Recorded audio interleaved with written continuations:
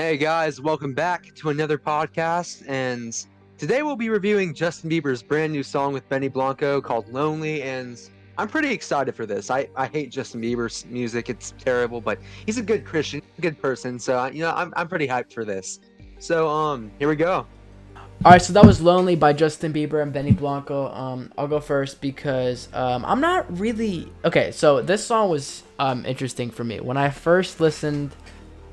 When I first started listening to the song, I really was not digging it. I was, kind of thinking like, okay, the melodies sound very basic, and then I was also, I was also just like, yeah, how you lonely? Like you got a wife, and I was thinking Ha! that. Was just thinking that. Well, I was Just thinking thinking that. that because you normally make this song after you break up or something like that.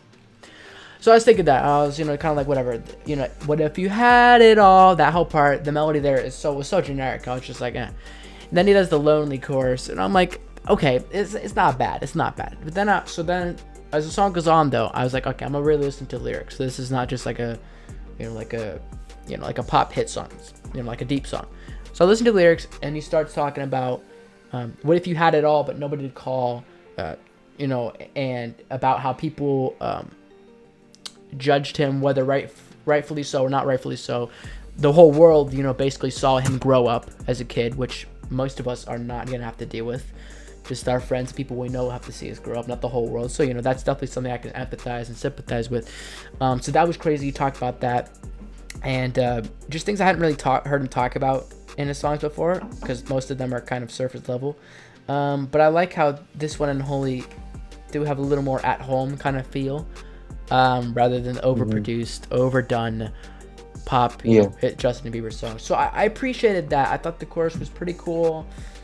Pre-chorus again, melody. So I think for this song, it's really the message and the lyrics for me that hit home. I'm not huge fans of the other stuff, and I'm gonna have to listen again. So I give this song, I give it a 6.5 to 7 out of 10. What do you think, Lucas? Well, with me, I actually like the song, and I was kind of surprised by. I had the same thoughts as you about the song title because you have a wife and you constantly preach about how God is good, and how God is always there for you. It's a little bit contradicting there, and I'm like, okay, but you run out of song lyrics after a while, so you gotta cut him some slack here. But it's weird. Right after I say, well, at least he's a good Christian, now he's cursing in his music. Now I don't really care. But yeah, I don't know. But overall, I think that the song was pretty touching. It was not like anything supernatural or anything of that sort. But I liked the chorus. I wasn't crazy about the switching from chest to falsetto in the in that part of the chorus where he sings lonely. I wasn't so crazy about that. But overall, I like the message of the song. How people kind of expects something big from him, but he's still a person like everyone else. And it really seemed to be the message that really went out to me when I heard this song. And I really I appreciate that message because there are a lot of people that feel like that right now. A lot of people that feel like that, whether they're famous or really popular in school or have a lot of pressure on them. That that's how they feel a lot of the time, and especially with my generation, and even when there aren't a lot of people counting on them, there's still a lot of pressure on people my age, and I think this will really hit home with a lot of them, and I think I give this probably an 8.5 out of 10. Just what do you? I was gonna say, yeah, Joseph, what do you think? Oh, sorry. Yeah. Yeah, I'm definitely I'm with Lucas on this one for sure. I liked this one. Not a lot, but I liked it. I definitely agree with everything Lucas is saying about how I think the message kind of hits home, because it's just showing that he still, the world saw him grow up, and he really didn't, like his whole life was being watched constantly. Like he said, his house was made of glass, and that he was just constantly, he could never get away from it. And I think that just shows, that's what some people struggle with a lot, is just, especially people who are Yeah. popular, just the idea of fame, have all these things I have, I have money, I have success, I have fame, I'm well respected, all these things, I have power, whatever you want, etc. But then at the end of the day, if you don't have people to enjoy that, or have people close to your side with, then you're just lonely. And it's just a human fact. It's just, we need people around us, and especially when we go through tough times like he did. I don't think he really had anybody to have close. But I went off track. But back to the song, I really liked it. I really like the kind of the calm vibe to it. It's not gonna go on my playlist, but it definitely is going to my sleep playlist. I love something calm like that to go on my sleep playlist. So that's definitely going on that one. But I just like the overall message for it. I definitely agree with Lucas. The contradicting. I was like, I don't know about that one, Coach. Yeah. I mean, I don't know about that one. I don't really care that much a lot about that, but I mean, still, you're preaching the gospel. I mean, yeah, practice what you preach. But yeah, keep going. Sorry, I cut you off there. Sorry. No, you're good. But yeah, I really like the calm vibe. I like some of the productions choices that were done, kind of kind of some of the reverb here, a little more there. So I enjoyed it. Not going to go on my playlist, but definitely a solid song. I was expecting something like a pop song, but this calm vibe was actually really, really nice that I liked. So I'm going to give this one a solid 8 out of 10. What do you think, Coleman? Honestly, bro, this has to be one of the weakest songs I've heard all year long. Like, honestly, I'd rather listen to Baby on loop for 10 hours than listen to this song again. It was just my guy. For me, that was the best reaction I've heard so far.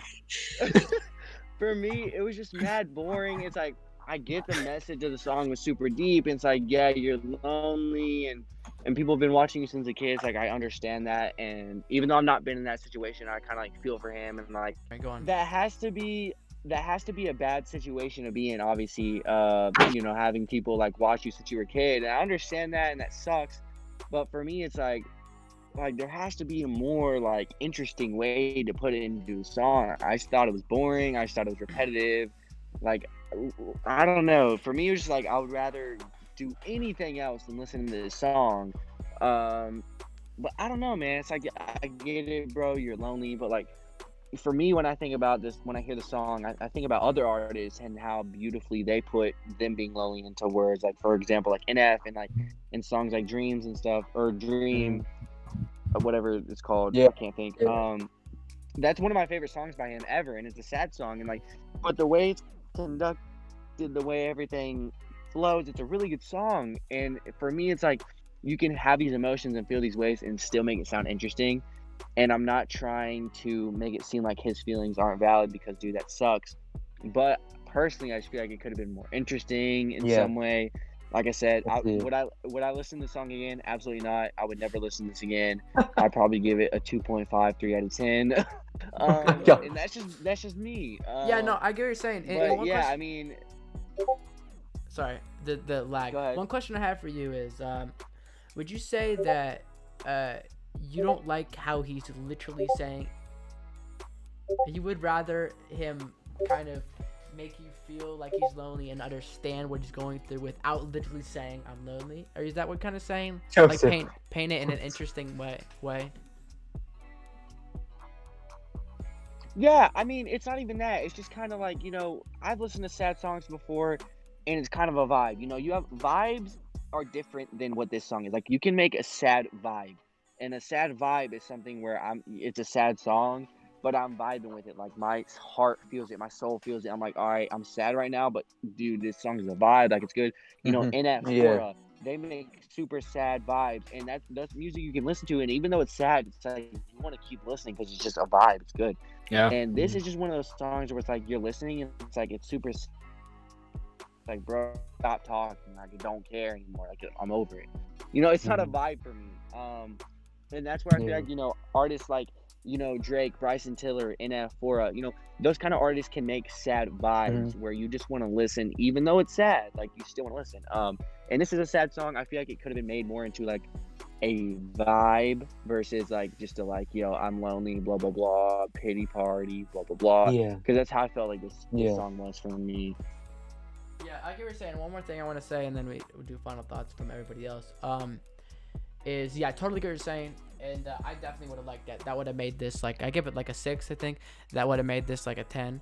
Well maybe, but it would have made it better. But one thing definitely I think is important to note is even though Justin Bieber might have God or some other people might have other different things, wives, relationships and all of that, it still can be very easy.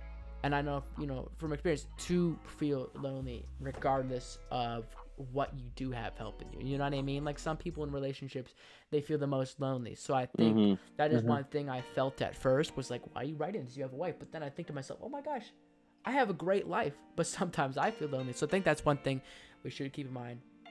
While I totally get the argument Coleman's making that it could be more original. Lucas? Yeah. And overall, I totally see where Coleman's coming from. I really don't know why. I know Justin Bieber, he has built a very loyal fan base for a long time. But, like, I look at the video on YouTube, the music video, it had like 400,000 views. 400,000. Already, 160,000 people liked it, not even 1,000 disliked it. It's really about the, I think it's the fan base. The fan base is really the reason why all this stuff like explodes. He has worked like really hard for a while, and I mean this is why I really kind of have sympathy in this song. Like if he would have written, I don't know, something about this song really, really grabbed me because he was exposed to the industry at such a very young age. Not that a lot of other artists weren't. I mean, you have to build yourself up to really get noticed most of the time.